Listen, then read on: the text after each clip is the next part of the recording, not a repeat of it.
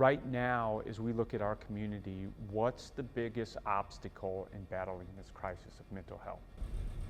I think for us, it's just maybe a lack of understanding of what mental health actually looks like, and how do we connect people better to services that are already out there doing that, addressing mental health concerns.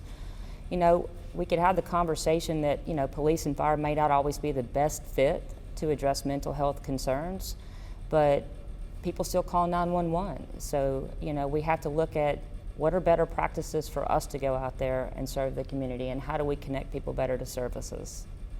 When we're going forward now, both of your agencies are taking the ambitious goal, and you're well on the way to having all of your members in the police department and in the fire department CIT trained, crisis intervention training. What's the next step in dealing with mental illness in Shreveport? I think we have to look at when the call originally comes in. I know there are different cities that are already doing what's called like a 911 diversion program, and that's training our 911 personnel and our communications people what mental health looks like. You know, are there additional questions that we can ask people over the phone that are having a mental health crisis, and how do we connect them to services? I mean, would that look like we could use crisis lines more effectively, because we typically don't do that? So we're reaching out to different organizations to see what that could look like. What strategies can we use? Can we use telehealth options out there? So that when someone calls 911 and dispatch calls fire and paramedics out or officers out, they have a better idea that this may be a mental health call, that this may be And that's one of the most important steps too, as well as getting the education. First off, educating all our officers, the company officers, and supervisors that will be on scene that make the decision that they have the education, they're well trained and knowledge on those different types of issues and different types of runs. So that's one of the most important steps as far as going forward. Do we see in the future at some point recoding the way that we have calls so that you know it's a mental health crisis? That's the hope, I think, in meeting with the administration from the police department, the fire department, the call takers, the 911 dispatchers, is to identify it as early on in the process as we can, so that we know the best way to respond to it and what resources we need to throw at it. So we're not wasting resources that could be better utilized elsewhere, but we're also not negating resources that may be needed on that call.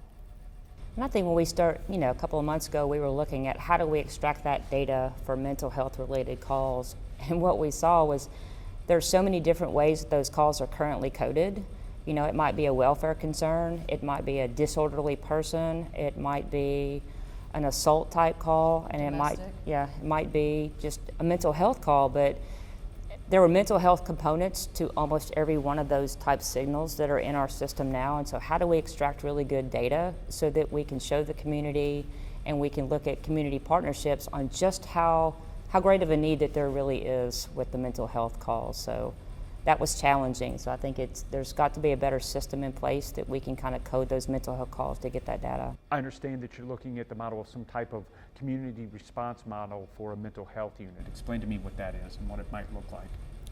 Well, I think, you know, once we kind of get most of our officers crisis intervention trained, and basically what that is just making sure that they're aware of the different types of mental health disorders that are out there, how we communicate with those that are in crisis, the de-escalation techniques, you know, how do we better connect them to services. So what we'd like to see going forward is maybe some type of co-responder model, and that would be a small specialized unit that goes out there once a scene is safe, there's, you know, no violent aspect, and, you know, how do we get connected to those services, people that are already dealing with the mental health issues? So if we were in unmarked cars, maybe dressed down so that it reduces some of that trauma that some of the individuals may have had in recent past with law enforcement, that maybe that kind of bridges that gap and makes it a little bit easier for us to kind of connect them to services so they don't have that negative interaction with law enforcement.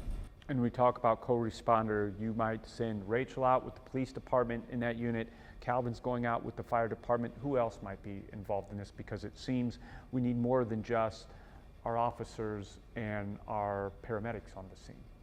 Well, I think there are a lot of agencies that kind of already do that. There are assertive care teams that currently do that. I think the Seedlinks and Mary-Kay. So what we're hoping to do is kind of coordinate our efforts on, what are better practices and how do we get people into the right resources when they need it. So in that co-responder model, that might also have someone who's dealing with social work from an agency, someone who might be a therapist that is able to go out with you all and speak with these people and get them into the right resources?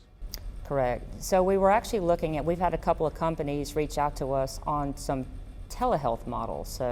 And what that may mean is that we have officers that are CIT trained on different shifts that might have telehealth options out there in the field, that you might have somebody that's in social services that could do that basic assessment on an individual that's in crisis and kind of determine what level of care that they need, and then we kind of coordinate that care to figure out what's best practice and what resource do they really need. Because right now a lot of the options for law enforcement only involve either taking them to the hospital under protective order or jail, and we know that that doesn't always work, and that's really not the level of care that somebody might need.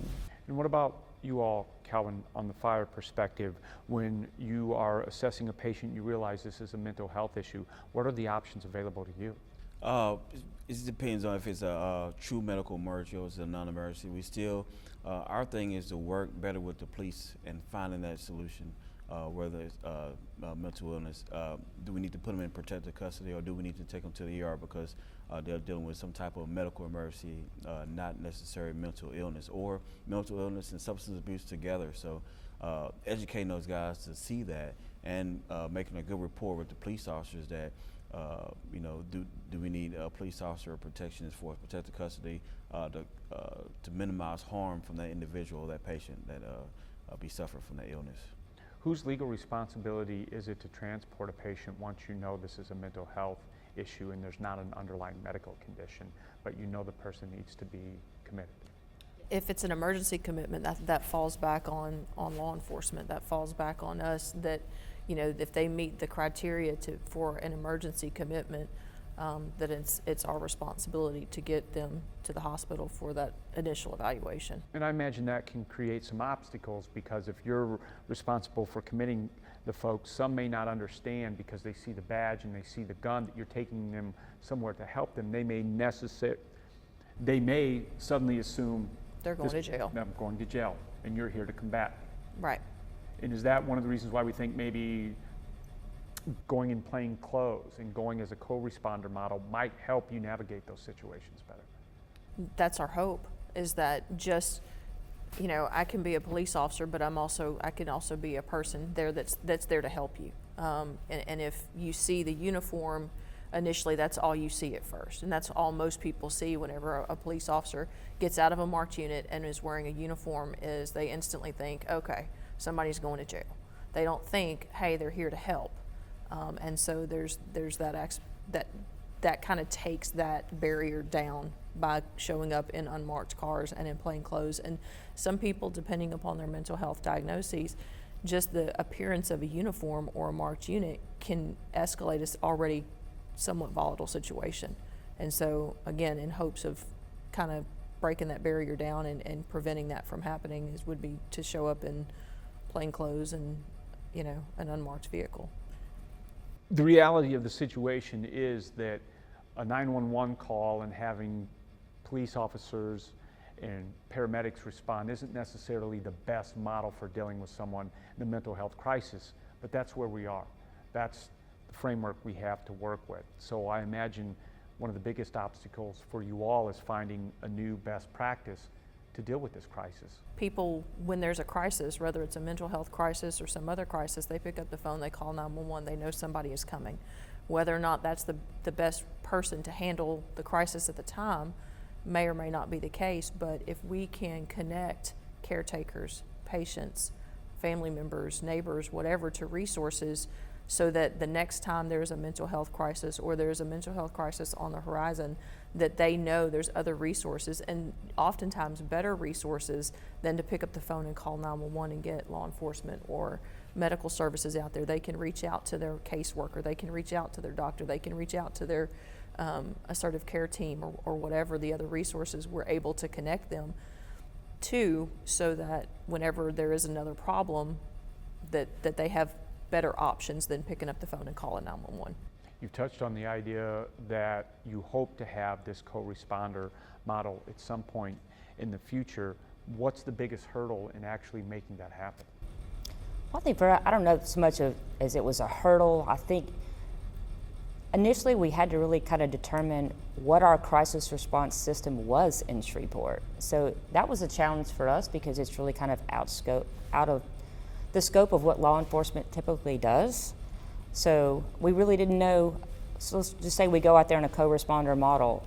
What services do we connect people to? So we had to identify what those resources were going to be. So we didn't really understand what the crisis response was.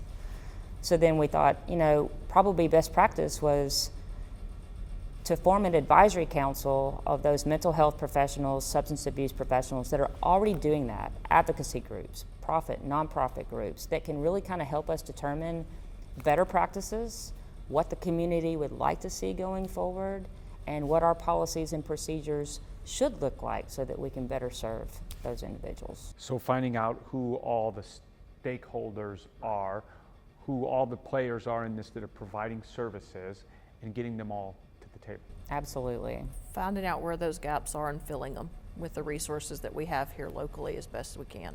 What are the gaps that need to be filled when we talk to mental health in the response to a mental health crisis? I think for us, it's just that kind of overall coordinated care.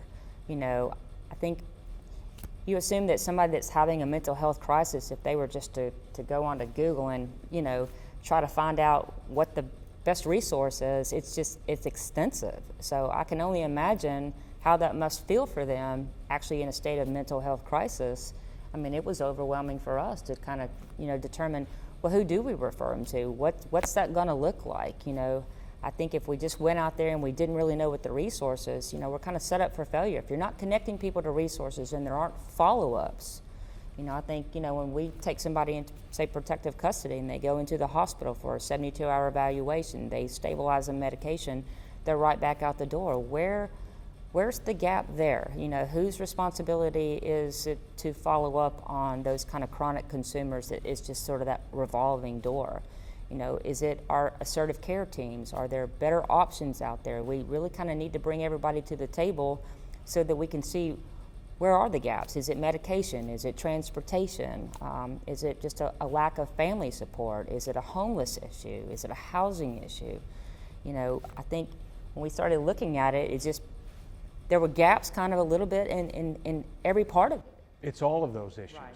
It's substance abuse, it's homelessness, it's lack of medical and psychological care. Support. And support from social workers, from Family. Education to family. Education is the biggest thing, and she nailed it. Amy nailed it on that too as well.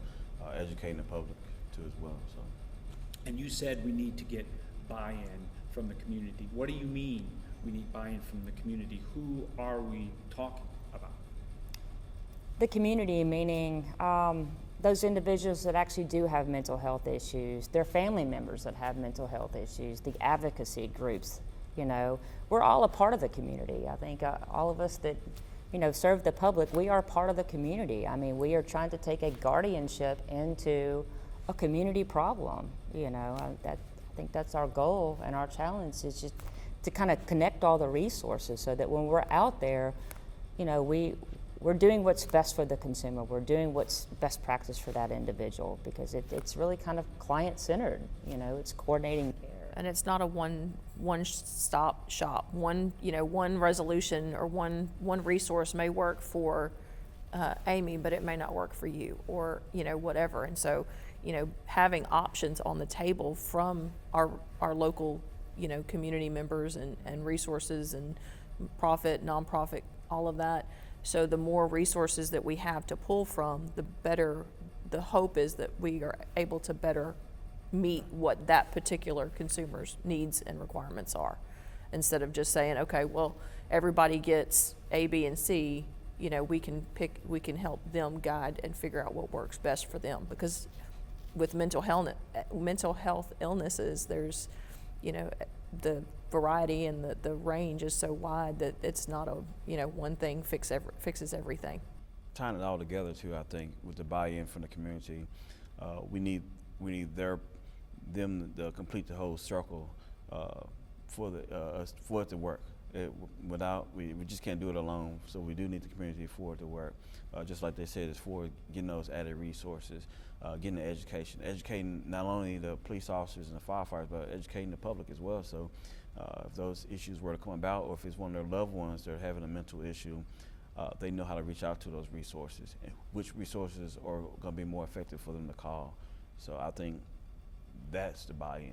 Everybody on the same page, knowing that they're not, the police officers and the firefighters are just not sitting back. They're actually trying to educate themselves better so they can better be public servants for the citizens of Shreveport.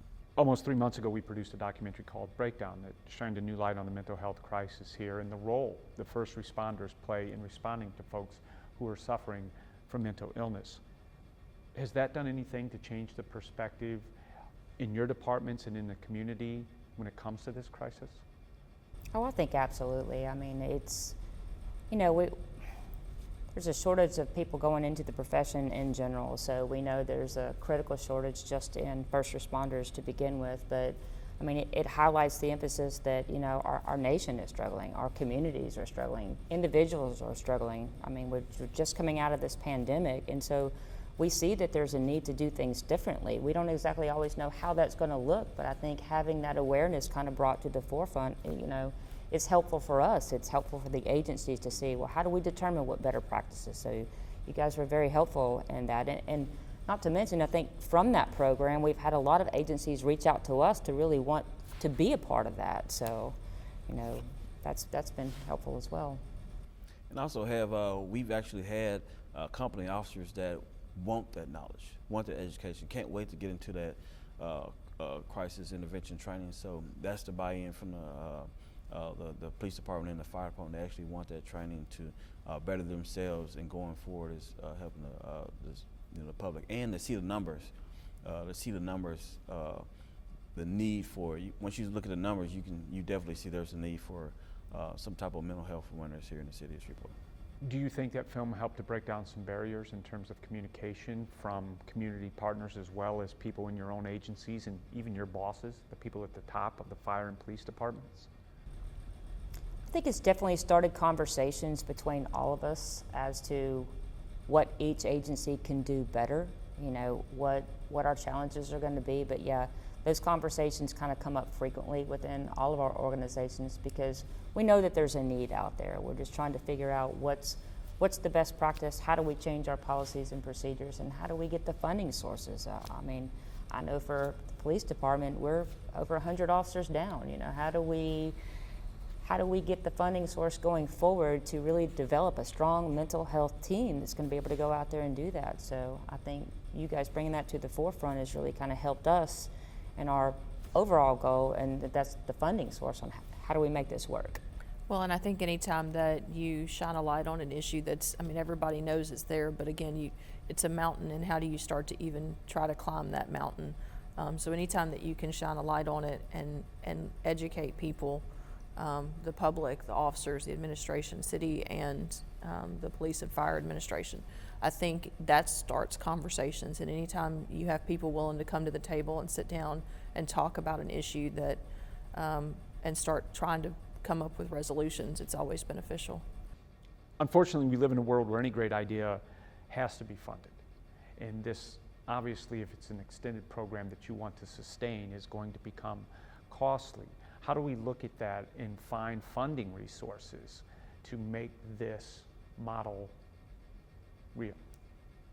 Well, I think one of the first goals of ours was to reach out to all the area stakeholders, and whether that be advocacy groups, whether it's profit or non-profit organizations, as we start to meet monthly, then we do have to identify, what are the needs going to be going forward on crisis response in the Shreveport area, and what do we need to do to fund that long term?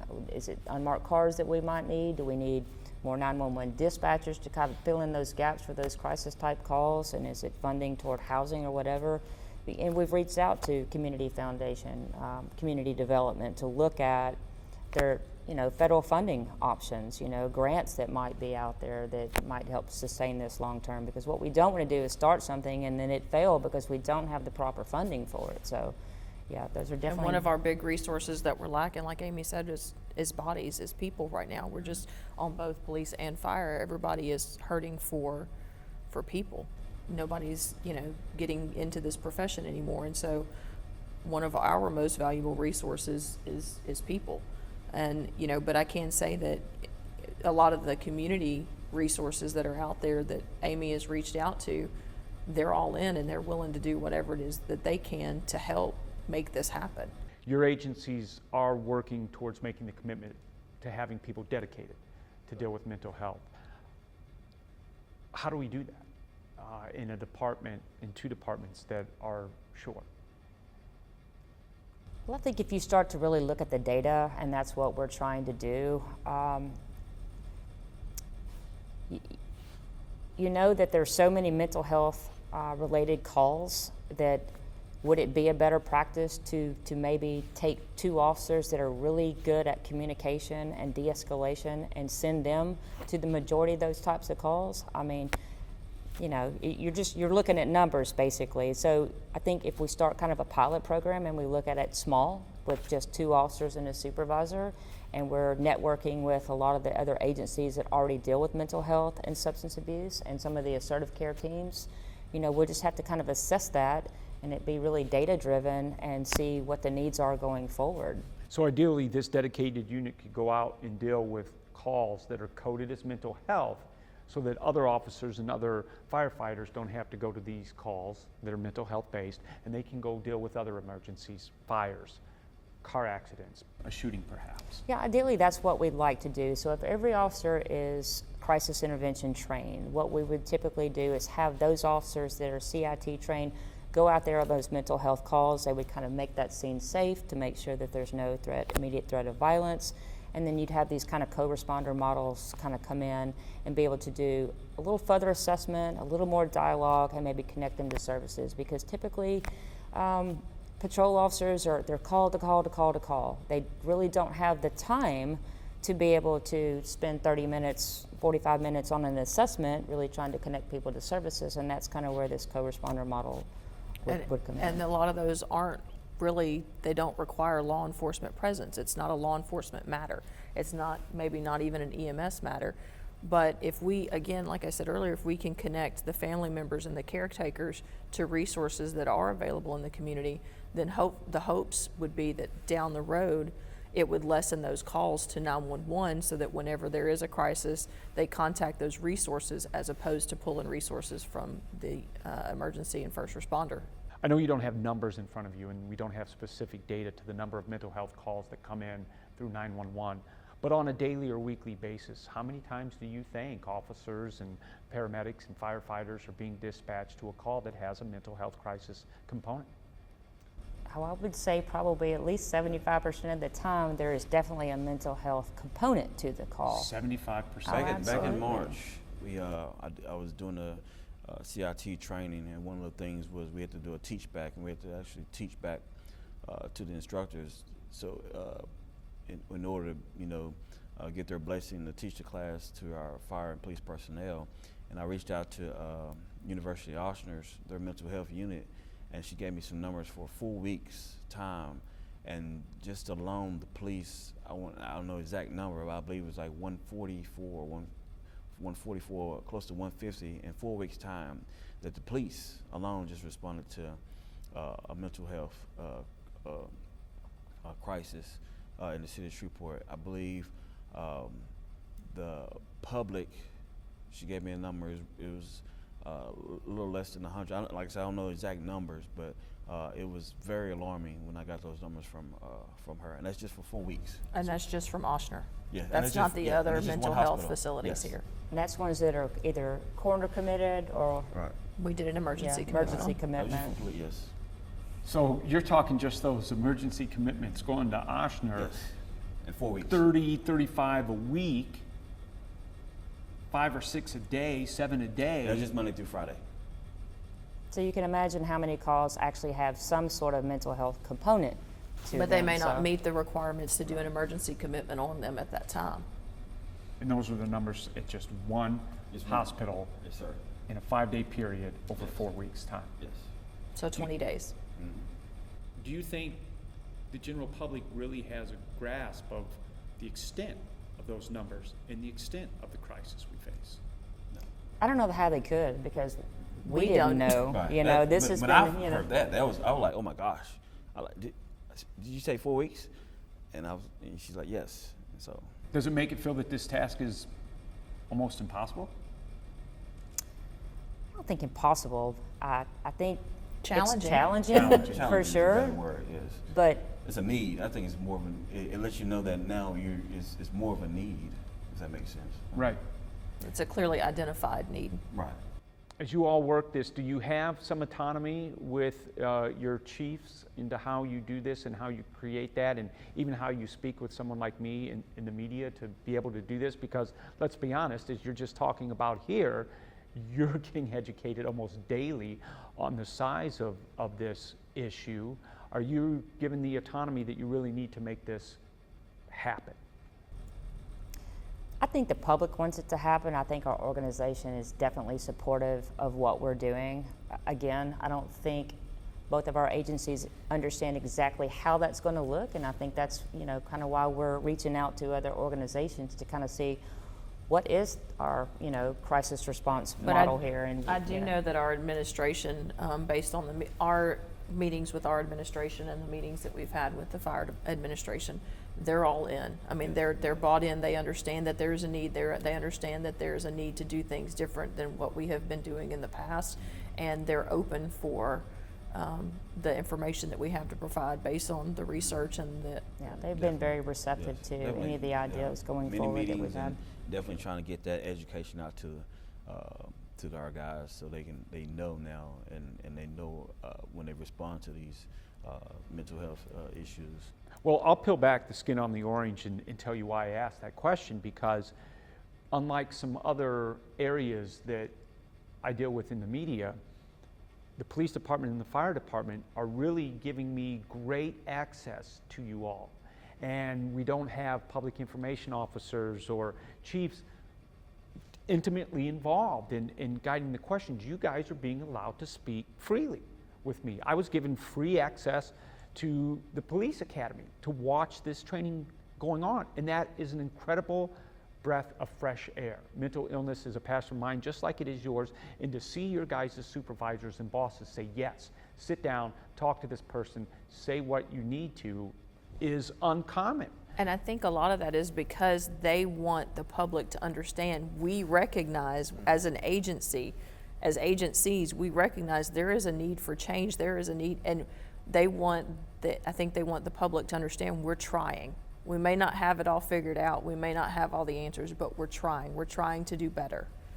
And so I think that's the message they want to push out, is that, look, we're trying to get it right. You mentioned you're in the process of putting together an advisory board that's going to help guide this process.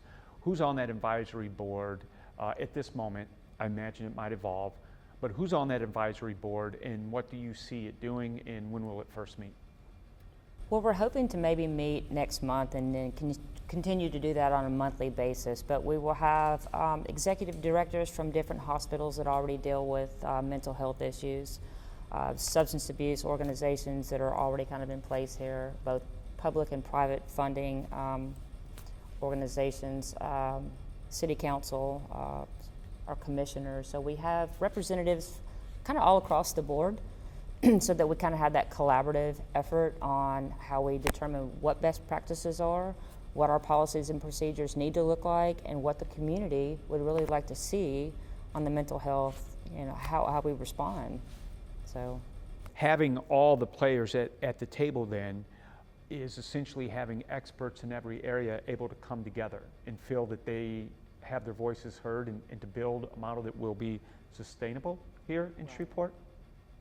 And where whereas before all the pieces were working individually and separate from one another, where they can start working together in hopes of having a better product, a better system in place for the consumers out there that need this. And has that been something that you've all seen in the past couple of months that all of these players do want to come together and work. It was just a lack of communication and understanding. Each part may have different expertise and folks were moving in different directions. Oh, absolutely. I think just our outreach to these organizations, they're definitely wanting to collaborate and have those conversations so that we can identify where the gaps in services are and what we need to focus on the crisis response for Shreveport and how that's going to look. So yeah, they've been extremely receptive. Every organization that we've reached out to has been extremely receptive. And then we have ones that continue to call us daily that want to be a part of it, whether it's just an advocacy group or it's a family member,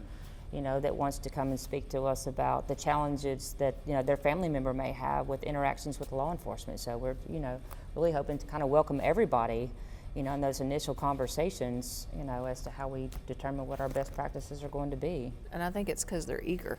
They're eager to see the change. They know that there's change that needs to be had, and so they're eager to see it and to be a part of making that change happen.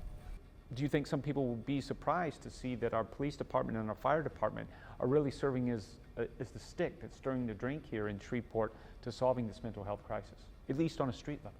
I think we're the ones who respond. We're the ones they call 911, and so we're the ones first on scene. So probably, yes, they could be surprised, but you would think, when somebody is in any kind of crisis, 911, who's going to show up? Police and fire. So, what better suit is for us to get us educated, in this for mental health issues and stuff like that. So, does that better answer your question? Is there a timeline in place, or is there a timeline in place when we might see a mental health unit in Shreveport that's out helping people? I think our goal was toward the end of the summer. That way we have several more CIT classes so that we can kind of get most of our officers that are on the street trained. So I'm hoping by the end of the summer that we have something in place. So you're saying a supervisor and 2 officers may be where this unit begins. Have you started to identify who those individuals might be? We've been in conversations with the ones that have already been through that CIT class, and I think, there's been conversations within the department that they know it's coming. So those that are really kind of bought into that have that skill set, are reaching out to us and asking questions about, hey, what's this going to look like? Well, and we have officers that have a background in mental health, in the mental health world before they became police officers. And so, you have that group that is interested in this, and so you have a lot of different backgrounds. They may have a family member who has suffered from mental health diagnosis that has prompted them to be interested in this area, and so different things that can prompt somebody to want to pursue this road versus another road in law enforcement or in EMS. We have our company officers. Those are our decision makers on scene, and our EMS supervisors. So those are the targets as far as getting the education and getting them trained up first, because we'll have a company officer on scene on every scene. So that's our main goal now, is getting those trained up, and then getting the entire fire department trained up as well. But right now our goal is to get those company officers, EMS supervisors trained up. Do you all believe that the stigma associated with mental illness in our community is still playing a role in this crisis, and why more people aren't aware of what's going on? Absolutely. I think, and it's in first responders, it's in all, like I said earlier, it's no respecter of persons. It's in all different socioeconomic groups. It's in all different races and genders, and but nobody wants to speak out. There's a stigma that comes with saying, okay, I have a mental health diagnosis, I have, or I have a drug addiction problem, or whatever. There's a stigma that goes along with it. So I think that prevents some people from asking for help and acknowledging and admitting that they have a condition, a medical condition, because that's what a mental health, it's a medical condition that they need treatment for. It's no different than if you were to break your bone, or if you were to, have a car accident and need medical treatment for that. It's the same thing. It's just, with your mind. And Amy, I understand too that taking care of the mental health and well-being of the officers and the paramedics on both departments is going to be a main focus as well. Well, I think that that's always kind of been a stigma that, you know, law enforcement and fire department, we're supposed to be super strong and we don't talk about what it is that we see yet. You know, our officers are the ones that are going out there and seeing people shot daily. We're experiencing a critical low staffing. You know, we're having to work additional manpower. So, I mean, you can't, you know, not have the conversation about officer wellness, about, you know, EMS wellness. I mean, and that's a challenge too, because there's always been that stigma. You know, you have that blue family and we don't really talk about it, but the bottom line is we're all suffering as well. I mean, this is a community problem, so what the community experiences as a crisis, so do we. And oftentimes we tend to internalize that. It's like, all right, get back up, next call. And we have to change that, so. The reality is if we don't protect the mental well-being of our first responders, those people who we expect to protect us won't be able to do that job. And Amy said it well. I mean, you have to be able to respond yourself before you can help somebody else. And she said it well, that we have to be able to see it within our ranks, see it within our guys, our male and female firefighters and police officers, that making sure that we're good to go before we respond to the citizens of Shreveport. So they said it great. Well, I want to say thank you to all three of you for giving me some of your time and speaking so candidly about this issue. Thank you. Thank you, sir.